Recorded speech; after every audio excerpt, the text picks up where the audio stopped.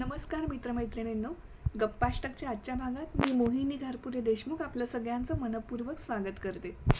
मित्रांनो, आपण जाणताच गप्पाष्टकमध्ये मी केलेल्या प्रवासांच्या आठवणी, अनुभव आपल्या सगळ्यांशी शेअर करते. आज मी बोलणार आहे मी केलेल्या रेल्वेच्या प्रवासांच्या आठवणींबद्दल. मला कधीच लहानपणी इतक्या वेळा रेल्वेचे प्रवास करायची वेळ आली नाही जितकी मला लग्नानंतर रेल्वेचे प्रवास करायची वेळ आली. हे सगळे प्रवास म्हणजे दरवेळेला एक नवा चॅप्टर आयुष्यात उघडल्यासारखा वाटायचा. कारण आपल्याला सवय नसते इतक्या प्रवासांची आणि बरेचदा चांगल्या कुटुंबातले असलो की आपले सगळे प्रवास हे अतिशय सुरक्षित किंवा सगळी त्याची जबाबदारी दुसऱ्या कोणीतरी घेतलेली असते. पण स्वतःहून सगळं करायचं म्हणजे आपलं सामान, आपली गाडी गाठायची, आपलं वेळ, हे सगळं करता करता आपणसुद्धा त्या प्रवासांमध्ये मोठे होत असतो. माझ्याबरोबर तर प्रवास करण्याची मला जशी वेळ आली तसं मला आठवत आहे की माझं बाळ 1.25 महिन्याचं असताना पहिला असा मोठा रेल्वेचा प्रवास जेव्हा मी केला, तोपर्यंतसुद्धा मी रेल्वेचे अनेक प्रवास केले होते. पण इतकं टेन्शन मला कधीच आलं नव्हतं. कारण एका दुसऱ्या जीवाची सगळी जबाबदारी तेव्हा माझ्यावर होती. तो प्रवास मला अजूनही आठवतो. खरं तर त्या प्रवासात माझे सगळे सासरचे कुटुंबीय माझ्याबरोबर होते. छान बुकिंग झालेलं होतं. पण तरीसुद्धा मनात कुठेतरी धाकधूक असायची की सगळा प्रवास नीट होईल ना, आपण वेळेत व्यवस्थित घरी सुखरूप पोहोचू ना आणि आपल्या बाळाला आपण व्यवस्थित नेऊ शकू ना. माझ्या मनातली आई सतत जागी असायची. त्या प्रवासानंतर पुढेसुद्धा जेव्हा मला, माझ्या मिस्टरांना आणि माझ्या मुलीला असं आमच्या तिघांनाच प्रवास करायची वेळ आली, त्या प्रवासांदरम्यान अनेक गोष्टी मला शिकायला मिळाल्या आणि अनेक टप्प्यांवर आलेल्या अडचणींवर मात करायची हिंमतसुद्धा कुठून आली माहीत नाही. ते सगळं परमेश्वराच्याच हातात असतं हे म्हणतात, त्यात काही खोटं नाही आहे. मला खूप आठवणी खरं तर रेल्वे प्रवासातल्या सांगायच्या आहेत. पण महत्त्वाचे काही प्रसंग तुमच्याबरोबर इथे शेअर करते.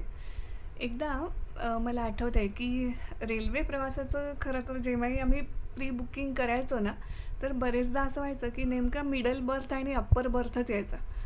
मग मिडल बर्थवर झोपायचं मी आणि बाळानी आणि अप्पर बर्थवर आहोंनी. मग थंडी असो, ऊन असो, पाऊस असो, असे प्रवास करताना जर छोटं बाळ बरोबर असेल तर त्या आईला खूप अडचणी येतात. मुख्य म्हणजे रेल्वेचे बर्थ खूप छोटे छोटे आहेत. तिथे 2 माणसं एका वेळेला झोपू शकत नाही. जरी बाळ असलं तरी त्या आईची फार गैरसोय होते. त्यातून लोअर बर्थ आला तर ठीक, पण अप्पर बर्थ आला तर विचारूच नका. आणि मिडल बर्थ असेल तरी सतत उचका राहतो की आपण पडणार तर नाही ना, आपल्या कुशीवर कसं वळता येईल, आपल्या बाळाला लागणार नाही ना.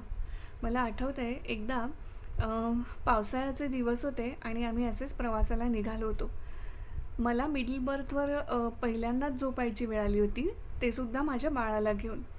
तर मी काय केलं की बाळाला असं घट्ट गुंडाळलं छान पांघरुणं आणि दुपट्यांमध्ये आणि बाळाला आतल्या बाजूला सरकवलं आणि बाजूनी मी झोपले. खिडकीतून पावसाचे तुषार यायला लागले अंगावर.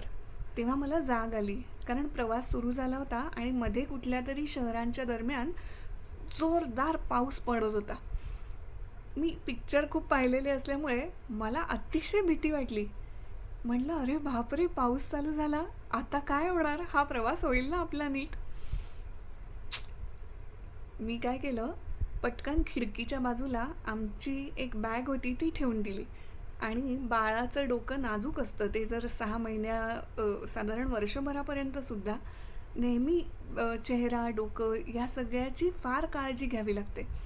तर मी पटकन माझ्या बाळाला असं डोक्याच्या बाजूनी भरकन व्यवस्थित असं गुंडाळलं, म्हणजे असं जाड पांघरूण लावलं, सो दॅट समजा पावसाने गाडी रुळावरून घसरली किंवा आणखीन काही झालं तर बाळ असं वरच्या बाजूला सरकून खिडकीवर आदळू नये यासाठीची मी ती काळजी घेतली होती. आणि ही बुद्धी माणसाला त्या त्या क्षणी होत असते, तसं तसं माणूस वागत असतो. हा एक प्रसंग फार माझ्या लक्षात राहिलेला आहे. तसाच आणखीन एक प्रसंग नंतर एकदा आम्ही असेच प्रवासाला निघालो. थोडा मध्यरात्रीची वेळ असेल आणि एका छोट्या बाळाचा सतत रडण्याचा आवाज येत होता. सतत किती वेळ ते बाळ रडत होतं. शेवटी माझ्यातली आई जागी झाली आणि मी उठले. म्हटलं बघूया तरी काय होतंय त्या बाळाला. आमच्याच बोगीत 2-3 बर्थ सोडून ते बाळ होतं. मी पटकन पुढे गेले आणि पाहिलं तर त्या बाळाभोवती सहप्रवाशांनी थोडीफार गर्दी केलेलीच होती. मग कोणी काय सांगत होतं की बाळाला गॅस झाला असेल किंवा बाळाला आणखीन काही त्रास होत असेल, असं जो तो आपले आपले तर्क लढवत होता. मी 1-2 मिनटं सगळा नूर पाहिला आणि मला एकदम लक्षात आलं, म्हटलं बाळाला ना काय होतंय ते आता आपण सांगूयात. म्हणून माझा जो अंदाज होता तो मी व्यक्त केला. काय झालं होतं, आम्हाला त्या रेल्वेमध्ये रेल्वेकडून जी पांघरुणं आणि हे बेडशीट्स मिळाले होते, त्याच्यामध्ये प्रचंड ढेकणं होती अहो. आणि ती ढेकणं आम्हालासुद्धा चावत होती रात्रभर. तर आम्ही झोपू शकत नव्हतो. मी तिथे त्याच्या आईजवळ ती शंका बोलून दाखवली. म्हटलं, बहुतेक ना बाळाला ढेकणं चावत असतील, तर तुम्ही हे पांघरूण बदला आणि हे बेडशीट बदला. आणि माझी शंका खरी ठरली. जसं त्या बाळाला दुसऱ्या पांघरुणात गुंडाळलं आणि त्याला दूध पाजायला घेतलं, तसा तो जीव चिमुकला सुखाने त्याच्या आईच्या मांडीत निजला. हा एक प्रसंगसुद्धा माझ्या खूप लक्षात राहिलेला आहे. मला आणखीनसुद्धा रेल्वे प्रवासात बरेच अनुभव आले. पण सगळ्यात काय आवडतं माहिती आहे? त्या शहरात जेव्हा गाडी थांबते तेव्हा तिथले जे स्थानिक विक्रेते येतात आणि तिथल्या वस्तू, खाद्यपदार्थ आपल्यासाठी घेऊन येतात, तर त्याच्या चवी चाखणं हे मी कधीच मिस करत नाही. कारण की तो एक वेगळाच आनंद असतो. आणि रेल्वेत येणारे कानातले विकणारे, ते तर माझ्या सगळ्या मैत्रिणी म्हणतील, "हो, हो, आम्ही पण घेतो, आम्ही पण घेतो." मला आठवतं शेगावजवळ आलं की कचोरी घ्यायचीच असा नियम असायचा माझ्यात आणि माझ्या नवऱ्याचा. तर तो बिचारा किती उशिराची गाडी असो काही असो, शेगाव आलं की आम्ही लक्ष ठेवायचो आणि कचोरी घेऊन यायचो. मग ती थंड असो गरम असो, एक एक कचोरी का होईना आम्ही खायचो. असंच एकदा कुठल्या तरी प्रवासात मला तो झालमुरी विकणारा पण भेटला होता. तोपर्यंत मी कधी झालमुरी हा प्रकार खाल्लेला नव्हता. आत्ता अलीकडे एका प्रवासात आम्हाला खादीचे टॉवेल विकणारा एक विक्रेता भेटला. त्याच्याजवळ अखंड टॉवेल होता. म्हणजे साधारण आपले 4 टॉवेल जेवढे होतील तेवढा अखंड कपडा तो विकत होता ₹400. अर्थातच तुम्हाला माहिती आहे की आपल्यासारख्या गृहिणींना खादीचे टॉवेल म्हणजे कुठे वापरायला लक्षात येतं. पटकन वॉश बेसिनजवळ थोडासा तुकडा ठेवला, पटकन हात पुसणं म्हणून ठेवला. असे विचार माझ्या डोक्यात पण येऊन गेले अर्थातच. आणि जसं मी माझ्या मिस्टरांना पटवायला लागले, "अहो, घेऊया ना, चांगले दिसत आहेत. काय होईल, थोडंसं वापरू आणि टाकून देऊ. अहो, ₹400 म्हणतोय." अगदी सिमिलरली साईड बर्थवर असलेलं एक कपल होतं. त्यातल्या पण महिलेनी हळूच तिच्या नवऱ्याजवळ माझ्यासारखंच टुमणं लावलं होतं. आम्ही दोघी एकमेकींकडे बघून हसलो आणि तिच्या नवऱ्यानी आम्हाला ऑफर केलं की चालेल आपण 2-2 टॉवेल घेऊया. तुम्ही 200 पे करा, आम्ही 200 पे करतो. ला हरकत नाही, चालेल आम्हाला.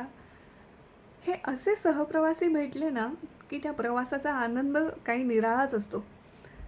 मला फार एक विशेष गोष्ट नेहमी अशी लक्षात आली आहे की आपण इतके प्रवास करतो, इतक्या प्रवाशांबरोबर आपण बोलतो, कधी त्यांच्याशी आपण अन्नाची सुद्धा वाटावाटी करतो. आपल्या जवळचा खाऊ त्यांना देतो, त्यांच्या जवळचा खाऊ थोडासा आपण चाखून पाहतो. पण तो प्रवास संपला की आपल्याला त्या माणसांचे चेहरे लक्षात राहत नाहीत किंवा आपल्याला त्यांचं नावसुद्धा फार क्वचित प्रसंगी लक्षात राहतं. हे असं कसं होतं काही माहिती नाही.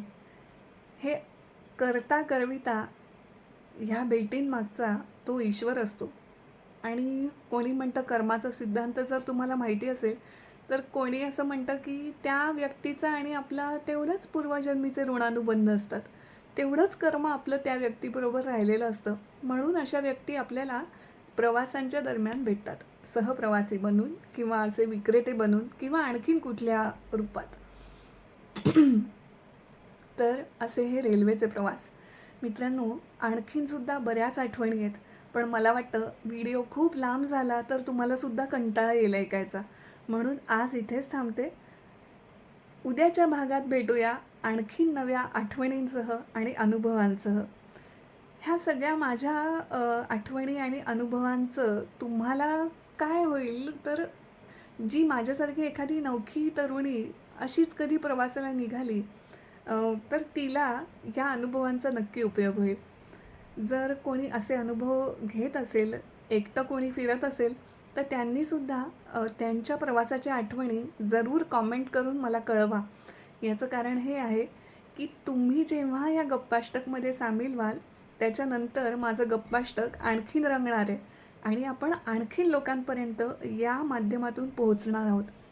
हे करण्यामागचा माझा हेतू फक्त प्रांजळ इतकाच आहे की माझा अभ्यास हा संवाद आणि पत्रकारिता, मास कम्युनिकेशन अँड जर्नलिझम ह्यातला झालेला आहे आणि मी पत्रकारितेच्या क्षेत्रात स्वतःला आजमावून माझं झालेलं आहे. मला आता असं वाटतं की मी संवाद करण्याजोगी आहे आणि सगळ्यांना माझ्याशी बोलायला आवडत असतं. मग व्हाय नॉट? मी पुढाकार घेतला आहे तुमच्याशी बोलण्यासाठी आणि तुम्ही मला हात द्या, मला साथ द्या आणि माझ्याशी बोला. अनेक जणं कुठे व्यक्त होऊ हा विचार करत असतात, कारण अनेकांना बोलायलाच कोणी नाही आहे घरात. अशा सगळ्या एकाकी माणसांनासुद्धा मी पुन्हा सांगू इच्छिते की यहाँ पे मैं हूँ ना.